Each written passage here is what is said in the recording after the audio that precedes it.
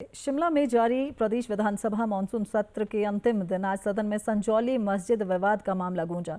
शिमला में कल होने वाले प्रदर्शन को लेकर विधायक हरीश जनार्था ने पॉइंट ऑफ ऑर्डर के तहत मामला उठाया और कहा कि कुछ दिनों से शिमला का माहौल खराब हो रहा है। उन्होंने सरकार से कानून व्यवस्था को बनाए रखने के लिए कदम उठाने की बात कही। इसके अलावा उन्होंने स्ट्रीट वेंडर पॉलिसी बनाकर बाहरी राज्यों से आने वाले लोगों की पहचान की जाने की मांग की है। इस पर मुख्यमंत्री ने कहा कि हिमाचल एक शांत प्रदेश है और किसी को भी कानून व्यवस्था से खिलवाड़ की इजाजत नहीं होगी। उन्होंने कहा सरकार कैबिनेट सब कमेटी का गठन करेगी। इसके बाद नेता विपक्ष जयराम ठाकुर ने कहा कि सरकार मामले की गंभीरता समझे और तुरंत कार्रवाई करे। उन्होंने कहा कि हालात ठीक नहीं है, मामला अवैध निर्माण से सामुदायिक बन गया है। खबर पर ज्यादा जानकारी के लिए हमारे साथ जुड़ रहे हैं विधानसभा से हमारे संवाददाता धर्म प्रकाश। जी धर्म, आज मानसून सत्र का अंतिम दिन है। आज संजौली मस्जिद विवाद को लेकर जो है काफी पक्ष विपक्ष के बीच जो है चर्चा हुई है। क्या कुछ अपडेट है, क्या कुछ जो है निकल कर आया है? देखिए प्रियंका, अभी का जो ताज़ा अपडेट है, अभी कुछ ही देर पहले विधानसभा में जो विद्युत शुल्क संशोधन विधेयक है वो पारित हुआ है।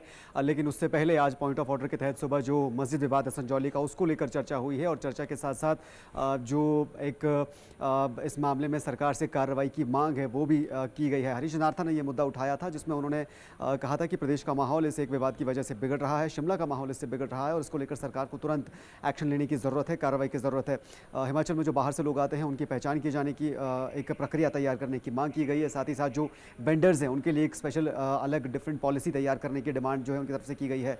इसके अलावा जो अनिरुद्ध सिंह हैं, मंत्री हैं, स्थानीय विधायक हैं, उन्होंने भी इस मामले में सरकार से तुरंत कार्रवाई किए जाने की अपील की है और साथ ही साथ विपक्ष पर तंज कसते हुए इस मामले को राजनीतिक रंग ना दिए जाने की एक तरह से अपील करते हुए अनिरुद्ध सिंह नजर आए हैं। वहीं मुख्यमंत्री ने साफ किया है कि प्रदेश का माहौल किसी भी सूरत में बिगड़ने नहीं दिया जाएगा। इसको लेकर सरकार जो है वो गंभीर है। जल्द ही एक सब कैबिनेट कमेटी इस मामले में बनाई जाएगी जो इस पूरे मामले को देखेगी और इसके लिए एक प्रक्रिया तैयार करेगी। कुल मिलाकर जो संजौली का जो मस्जिद विवाद मामला है उसको लेकर विधानसभा में आज अच्छी खासी चर्चा हुई है, क्योंकि कल 11 सितंबर को एक बार फिर हिंदू संगठनों और स्थानीय लोगों की तरफ से प्रोटेस्ट की कॉल वहां पर दी गई है। तो ऐसे में ये गंभीर मुद्दा एक तरह से बनता जा रहा है और पुलिस प्रशासन के भी इंतजाम इसे देखते हुए पुख्ता है। लेकिन विधानसभा में जहां एक तरफ विपक्ष इस मामले में सरकार से कार्रवाई की मांग कर रहा है, तो वहीं सरकार के खुद के विधायक चाहे अनिरुद्ध सिंह हो, हरीश जनार्था हो, वो भी सरकार से इस मैटर में जल्दी ही एक पॉलिसी तैयार करके इसमें जो एक्शन है उसकी जो अपील करते हुए नजर आ रहे हैं।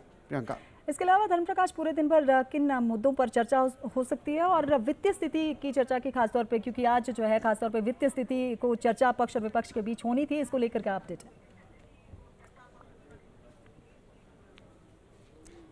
बिल्कुल, देखिए वित्तीय स्थिति को लेकर कल काफ़ी विधायकों ने अपनी बात जो है वो विधानसभा में रखी थी। उसमें जयराम ठाकुर थे और अन्य जो नेता हैं, विधायक हैं, उन्होंने प्रदेश की वित्तीय स्थिति को लेकर विपक्ष के विधायकों ने सरकार को घेरने की कोशिश की थी।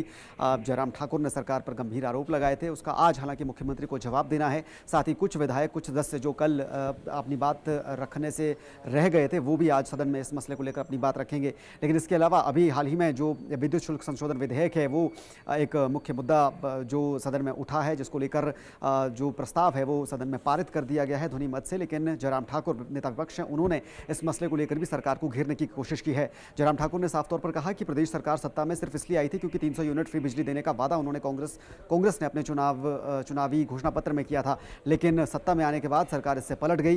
साथ ही साथ बिजली की दरें बढ़ाई गई और इसकी वजह से जो सबसे बड़ा नुकसान है वो आम जनता के साथ साथ उद्योग जगत को हुआ है, क्योंकि उद्योग जगत हिमाचल से पलायन करने को मजबूर हुआ है। तो ये आरोप लगाए गए हैं जयराम ठाकुर की तरफ से, नेता विपक्ष की तरफ से और विपक्ष के दूसरे विधायकों की तरफ से, सदस्यों की तरफ से।